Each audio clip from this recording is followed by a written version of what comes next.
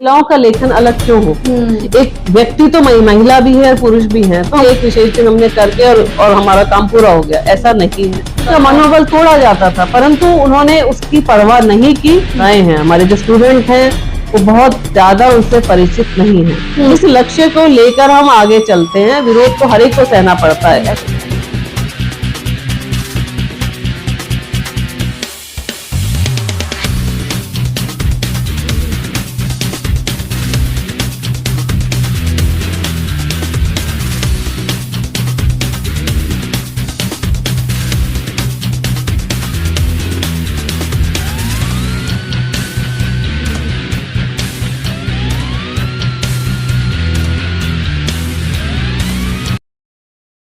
नमस्कार, मैं हूँ दिल्ली के पीजी डीएवी कॉलेज में और हमारे साथ है यहाँ के principal professor Krishna Sharma ji.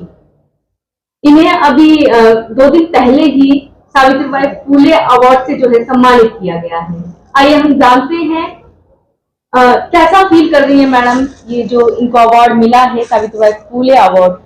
Ma'am, पहले तो आपका हमारे खोज खबर में बहुत बहुत स्वागत है। नमस्कार मैम, आपको अभी सावित्रीबाई फुले अवार्ड से जो है सम्मानित किया है। आप क्योंकि प्रोफेसर भी हैं पीजी डीएवी कॉलेज की, दिल्ली यूनिवर्सिटी, मैम कैसा फील कर रही हैं?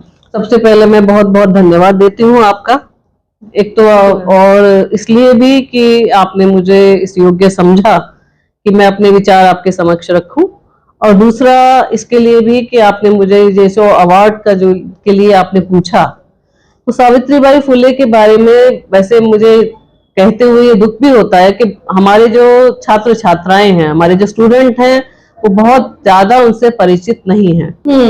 तो इस माध्यम से जो इस संस्था ने सम्मानित हमें किया है, बहुत लोगों तक ये बात पहुंची है। और दूसरा मैं बताना चाहती हूँ कि सावित्रीबाई फुले ने जितना संघर्ष किया महिलाओं की शिक्षा के लिए, दलितों की शिक्षा के लिए, और जितना विरोध उनका हुआ जब वो ये सब कार्य कर रही थी, महिलाओं के लिए स्कूल खोल रही थी, तो जिस मार्ग से वे जाती थी वहां उन पर गंदगी फेंकी जाती थी, उनको गालियां दी जाती थी, पर वे रुकी रही। उनका मनोबल कहीं ना कहीं तोड़ा जाता था। उनका मनोबल तोड़ा जाता था, परंतु उन्होंने उसकी परवाह नहीं की और वो आगे बढ़ती रही और इस दिशा में काम करती रही। एक और महत्वपूर्ण बात, केवल बात महिला या दलितों की नहीं है। उन्हें आपको पता होगा उस समय जो बीमारी फैल रही थी, उसमें उन्होंने बच्चों को अपनी गोद में लिया। उन्हें पता था कि मुझे भी ये बीमारी छूत में लग सकती है, परंतु ये परवाह ना करते हुए उन्होंने उसको गोद में लिया और इससे उनका देहांत भी हुआ। परंतु एक महिला के नाते आप ये देखिए, महिला के नाते कहिए या व्यक्ति के नाते कहिए या मानवता के नाते कहिए, किसी व्यक्ति में, किसी महिला में इतनी जिजीविषा होनी किसी काम को लेकर, ये बहुत महत्वपूर्ण है।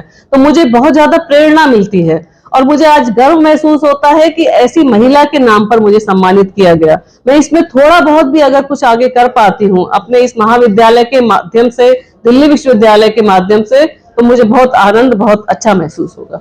मैम, बात करें जिस तरीके से आपने पहले ही अपने ही शब्दों में एक सवाल उठा लिया है कहीं ना कहीं कि बहुत से ऐसे बच्चे हैं जिन्हें इनके बारे में पता ही नहीं है। तो मैम, जिन्होंने पहला स्कूल खोला भारत में, उन्हीं के बारे में क्यों ऐसे बच्चे अनजान हैं? क्या कारण है? क्योंकि उसका कारण ये है, मैंने अभी जब ये मुझे जिस दिन ये समारोह था उस दिन में मैंने इस बात को रखा था कि हमें इनको सावित्रीबाई फुले के बारे में अपने पाठ्यक्रम में शामिल करना चाहिए। पाठ्यक्रम के माध्यम से हम ये कर सकते हैं। अगर हम पाठ्यक्रम में नहीं भी रखते हैं तो एक पीठ का, एक चेयर का निर्माण होना चाहिए सावित्रीबाई फुले के नाम से, जिससे लोग समझे, उन्हें जाने।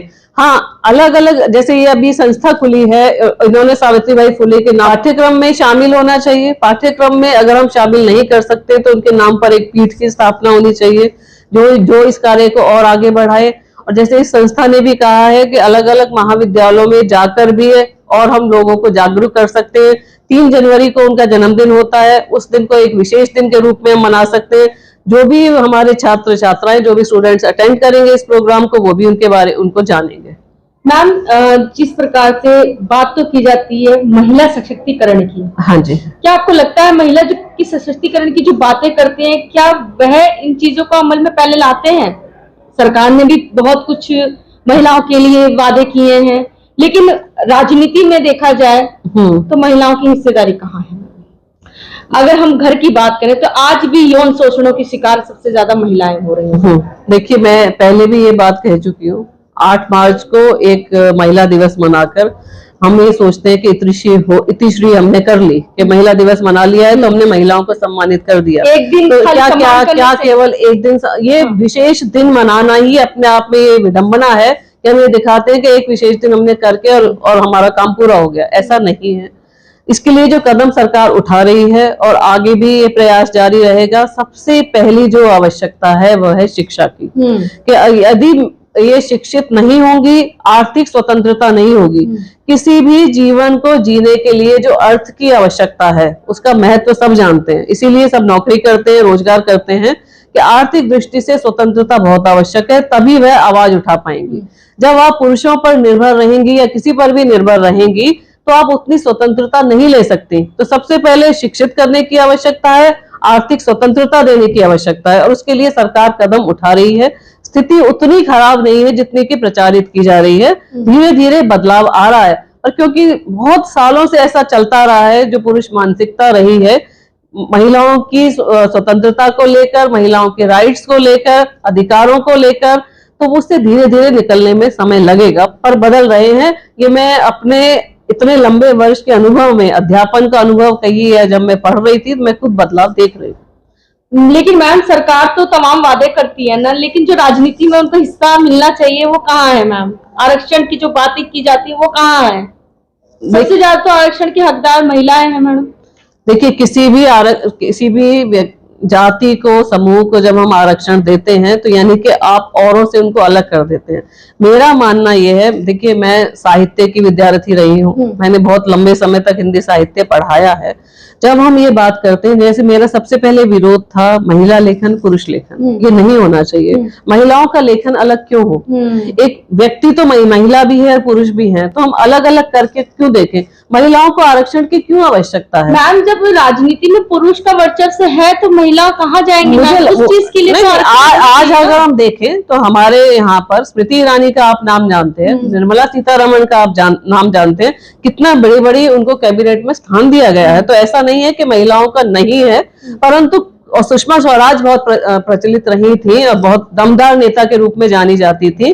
तो आगे जयललिता रही, तो आगे आज जो भी है, ममता बनर्जी का भी अपना एक नाम है, मायावती ने बहुत लंबे समय तक रहा है। तो जब वो आगे स्वयं आएंगी तभी उनको दिया जाएगा। अगर आप केवल आरक्षण के नाम पे लेंगे तो वो गलत है, मेरा अपना मानना है। आपकी असहमति भी इससे हो सकती है। कुछ लोग कहते हैं ना, महिला देश नहीं संभाल पाएगी।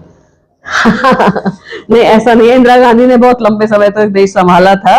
और मैं आपको ये बता दूं कि पीजीडीएवी की स्थापना के बाद इस कॉलेज की, इस महाविद्यालय की मैं पहली महिला प्राचार्य हूँ। तो धीरे धीरे आगे बढ़ रहे हैं। तो इससे पहले सब पुरुष रहे हैं, तो ऐसा नहीं है। और आपको आगे आने की आवश्यकता होती है, आपको मेहनत करनी पड़ती है। अपना स्थान महिला को, मेरा एक ही वाक्य में मैं कहना चाहूंगी, अपना स्थान प्रत्येक व्यक्ति को, चाहे वह महिला हो या पुरुष हो, स्वयं बनाना पड़ता है, संघर्ष करना पड़ता है। देखिए, आप इस बात को आप इस दृष्टि से देखिए, विरोध तो सावित्रीबाई फुले का भी हुआ, विरोध तो और जिन्होंने भी, मीराबाई का भी हुआ। अगर आप साहित्य से ले तो मीराबाई का भी हुआ। पर जिस लक्ष्य को लेकर हम आगे चलते हैं, विरोध तो हर एक को सहना पड़ता है। ऐसा नहीं है कि पुरुषों ने विरोध नहीं सहा है। हर एक, जब हम नया कदम उठाते हैं, समाज को बदलने का प्रयास करते हैं, एक मानसिकता को बदलने का प्रयास करते हैं, तो विरोध होता है। और उन विरोधों के आगे हमें बढ़ना पड़ता है। ये प्रेरणा देने के लिए ही हम सावित्रीबाई फुले को आज याद कर रहे हैं, और हम लोगों को सम्मानित भी किया गया कि हम भी उसी दिशा में आगे बढ़ें। मैम, आप कुछ दिल्ली यूनिवर्सिटी से कुछ मांग रख रही हैं, कुछ उनसे कहना चाहती हैं, क्योंकि आप पीजीडीएवी की कॉलेज की प्रिंसिपल हैं, तो कुछ मांग रख रही हैं? मैंने दिल्ली विश्वविद्यालय के, हमारे साथ वाइस चांसलर थे, तो मैंने उनसे भी ये बात कही थी कि हमारे विश्वविद्यालय में पहली पहल होगी, एक विशेष पहल होगी, यदि सावित्रीबाई फुले के नाम को और प्रचारित किया जाए, उनके नाम पर एक पीठ बनाई जाए, चेयर बनाई जाए, और उस पीठ के माध्यम से पाठ्यक्रम में भी हमें उन्हें रखने का प्रयास करना चाहिए। ऐसे जो हमारे बहुत ही प्रसिद्ध महिलाएं रही हैं या पुरुष भी रहे हैं, जो जिनको अनदेखा कर दिया गया, हमारे इतिहास से जिन्हें निकाल दिया गया, उनको दोबारा से लाने का, उनकी पहचान कराने का दायित्व हमारा भी है महाविद्यालय होने के नाते, और विश्वविद्यालय का तो है ही। मैम, लास्ट में आपको जनता देख और सुन रही है, खासतौर पे उन महिलाओं और उन बच्चियों को क्या संदेश देना चाहेंगी जो पढ़ाई की तरफ जाना तो चाहती हैं, लेकिन जो समाज में जो कृतियां फैल रही हैं, जो तंज कसे जाते हैं, कहीं ना कहीं उन चीजों से वो पीछे हट जाती है, तो उनके लिए क्या संदेश? देखिए, मैं आपको ये बताती हूँ, मैं अपने महाविद्यालय की बात करती हूँ और सभी में है ऐसा मैं मानती हूँ।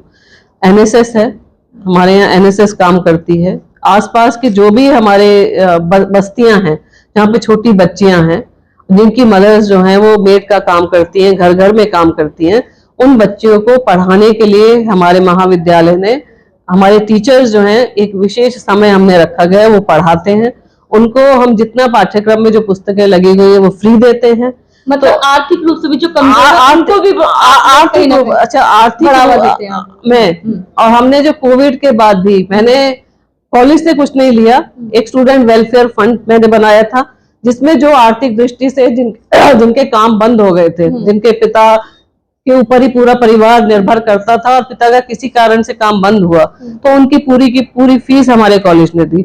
और उनका भी जो बच्चियां हैं, उनकी फीस का, उनकी पुस्तकों का हमारा महाविद्यालय ध्यान रखता है।